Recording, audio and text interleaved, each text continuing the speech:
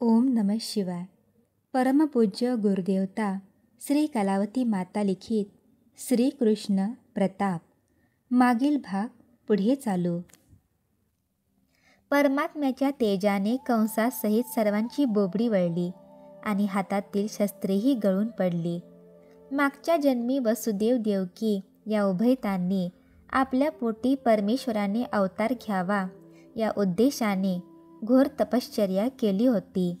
तेव्हा आपल्या अवताराची त्यांना सत्यता पटावी म्हणून जन्मल्याबरोबर किरीट कुंडलादी सर्व अलंकारासहित शंख चक्र गदा पद्मधारी चतुर्भुज बालमूर्तीच्या रूपाने परमेश्वर त्यांच्यापुढे प्रकट झाला.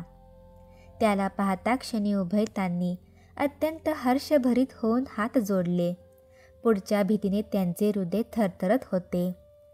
परमेश्वराची स्तुती करावी तर तोंडावाटे एकही शब्द फुटेना. हे जाणून परमेश्वर म्हणाला, वसुदेवा, क्षणाचाही विलंब न लावता मला गोकुळात घेऊन जा आणि तेथे जन्मलेली यशोदेच्या कुशीतली कन्या घेऊन लगेच परत ये, म्हणजे सर्व ठीक होईल. इतके सांगून परमेश्वर पूर्ववत तान्हे बाळ झाला.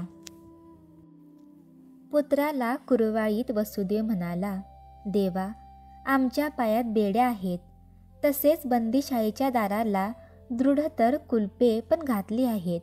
द्वाररक्षक तर चोहोकडे सशस्त्र उभे आहेत.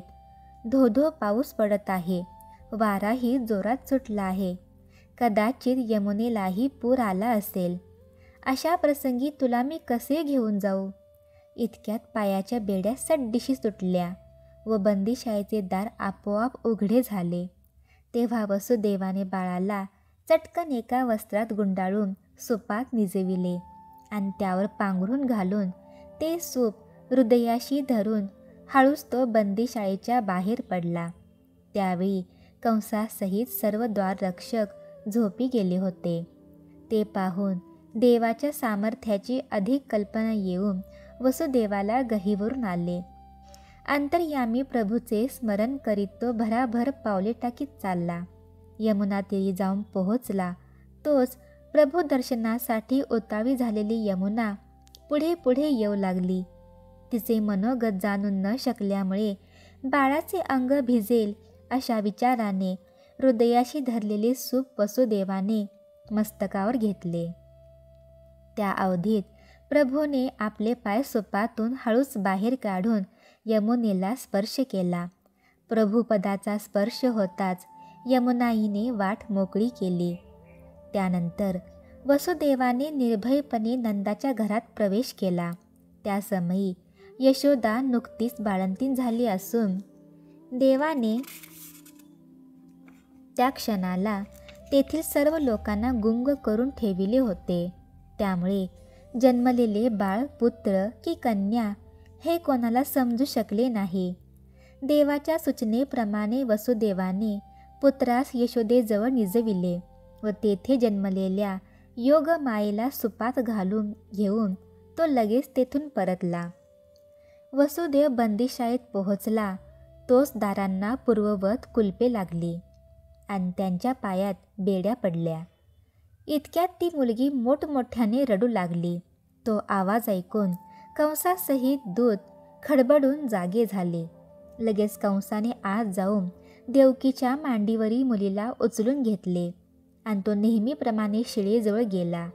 इतक्यात ती योगमाया कंसाच्या हातून निसटून आकाशमार्गे गेली आणि कंसा, तुझा वैरी गोकुळात नांदत आहे असे सांगून अदृश्य झाली. इकडे यशोदा जागी झाली. तोच आपल्या पायाचे अंगुष्ट तोंडात घालून निजानंदात निमग्न होऊन हसत बालरूपाने निजलेला पुराणपुरुष तिच्या दृष्टीस पडला.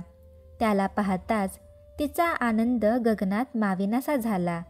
क्षणभर ती देहभान विसरून गेली. नंदाला पुत्र झाला हे समजताच नंदराजाचे उपाध्याय गर्गमुनी हे काही ब्राह्मणांसह नंदग्रही प्रवेश करते झाले. नंदाने त्यांस अत्यंत आदरपूर्वक आसनावर बसविले आणि त्यांच्या मांडीवर बाळाला निजविले. गर्गमुनींनी बाळास नमस्कार केला आणि भविष्य सांगण्यास सुरुवात केली. ते म्हणाले, यशोदे, तुझ्या उदरी हा साक्षात परमेश्वर अवतरला आहे. याचे असंख्य शत्रू असणार, पण हा कोणालाही भिणार नाही. एक बाई स्तनात विष भरून घेऊन याला पाजावयाला येईल. कोणी वैरभावाने घोड्याचे, गाड्याचे, बैलाचे रूप घेऊन याला मारण्याचा प्रयत्न करतील, परंतु त्यांच्याकडून याच्या केसालाही धक्का पोहोचणार नाही.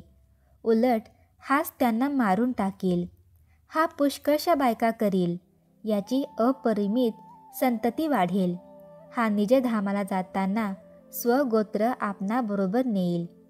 हे भविष्य ऐकून बाळ गर्गमुनींच्या चेहऱ्याकडे पाहत खदखदा हसू लागले. नक्षत्रावरून त्यांनी बाळाचे नाव कृष्ण असे ठेवण्यास सांगितले.